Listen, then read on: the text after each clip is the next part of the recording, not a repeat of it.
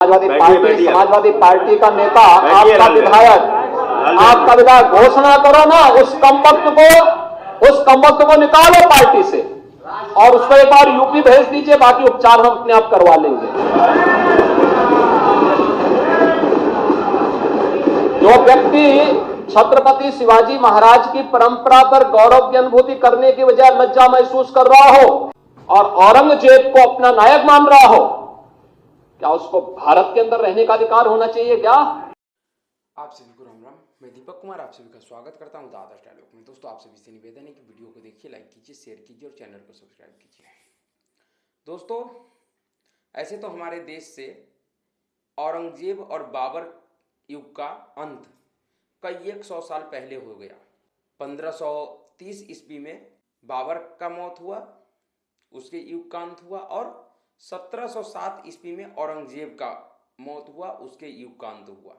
लेकिन इतने समय बीतने के बाद भी अभी भी इस देश में एक बड़ा वर्ग है ऐसे लोगों का जो बाबर और औरंगजेब को अपना बाप दादा मानते हैं। अभी वो उनको लगता है कि वह उसी बाबर और औरंगजेब का औलाद है, उनका वंशज है।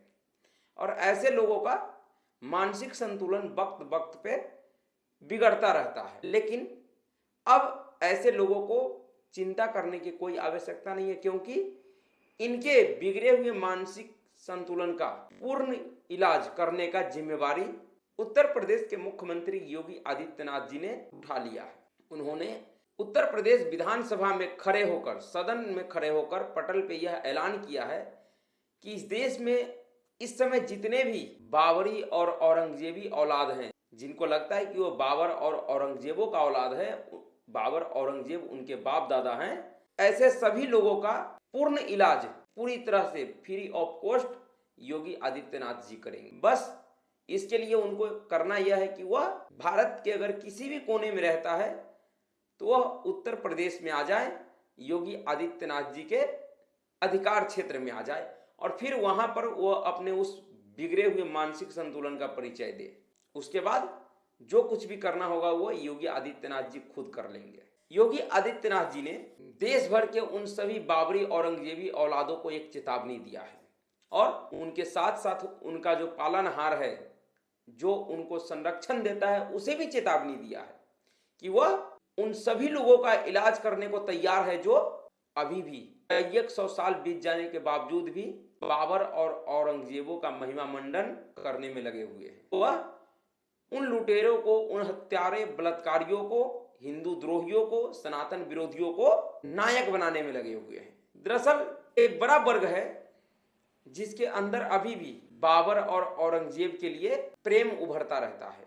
उनका मन, उनका दिल अभी भी उनके प्रेम में झूमता और गाता रहता है। इस समय वैसे बाबरी और औरंगजेबी गैंग के लिए, उनके औलादों के लिए एक सबसे बड़ा परेशानी का जो कारण बना हुआ है वर्तमान में, वह एक हिंदी सिनेमा है जिसका नाम छावा है। दरअसल यह फिल्म मराठा साम्राज्य के द्वितीय राजा संभाजी महाराज के जीवन पे बना हुआ है और इस फिल्म के माध्यम से फिल्म कलाकारों ने औरंगजेब के उस कुकर्म को, उस हिंदू विरोधी, सनातन विरोधी चेहरा को लोगों के सामने बेनकाब कर रहा है, जिसको छुपाकर अब तक वामपंथी इतिहासकारों ने रखा हुआ था, जिहादी इतिहासकारों ने रखा हुआ था। उन्होंने जो पिछले कई 100 साल वर्षों से बाबर और औरंगजेब जैसे हत्यारे, लुटेरे, बलात्कारियों को नायक बनाने का प्रयास किया, नायक बनाकर रखा हुआ था, अब उनका वह असली चरित्र लोगों के सामने बेनकाब हो रहा है, जिसके वजह से जो लोग बाबर औरंगजेब को अपना बाप दादा मानते हैं, उनके अंदर बेचैनी बढ़ा हुआ है, वह बौखलाए हुए हैं।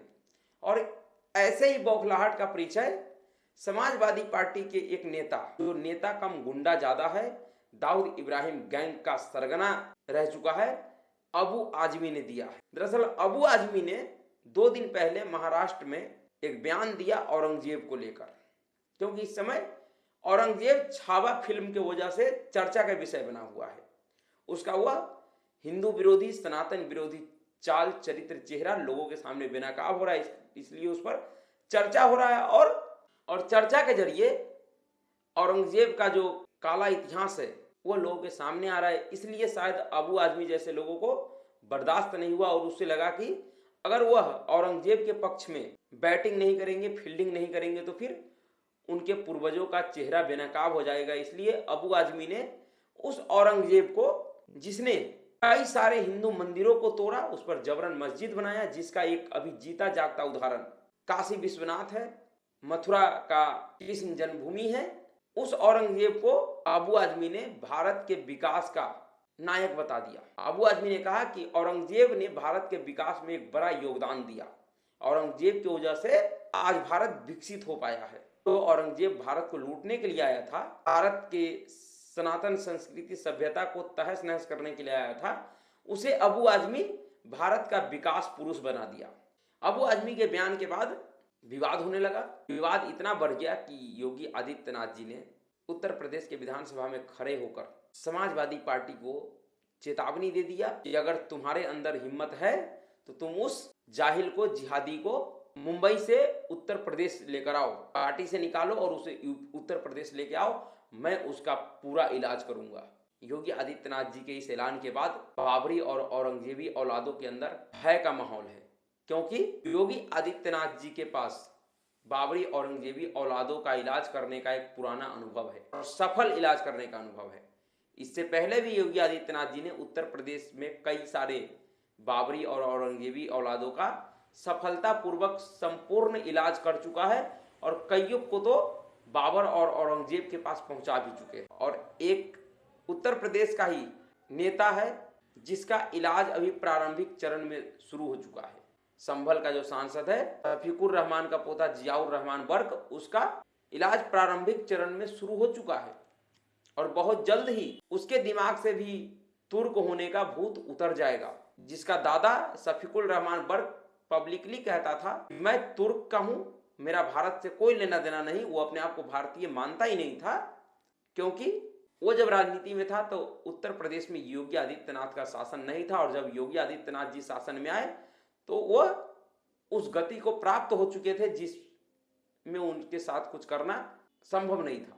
नहीं तो जितने भी लोग था जिनके दिमाग में भ्रम था कि वो औरंगजेब का औलाद है, बाबर का औलाद है, मुगल का औलाद है, ऐसे कई एक लोगों का सफलतापूर्वक योगी आदित्यनाथ जी इलाज कर चुका है।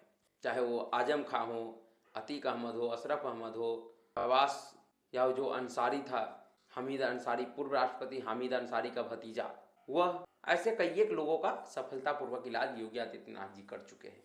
इसलिए उन्होंने यह चेतावनी अबू आजमी को लेकर दिया है और योगी आदित्यनाथ जी ने अगर चेतावनी दिया है तो उनके चेतावनी का अपने आप में एक महत्व है। ऐसे अबू आजमी के खिलाफ महाराष्ट्र में भी मुकदमा दर्ज हो चुका है, लेकिन अगर उत्तर प्रदेश में कोई मुकदमा दर्ज हो जाता है तो फिर अबू आजमी के लिए, अखिलेश यादव के लिए, समाजवादी पार्टी के लिए एक बड़ा मुसीबत खड़ा हो जाएगा।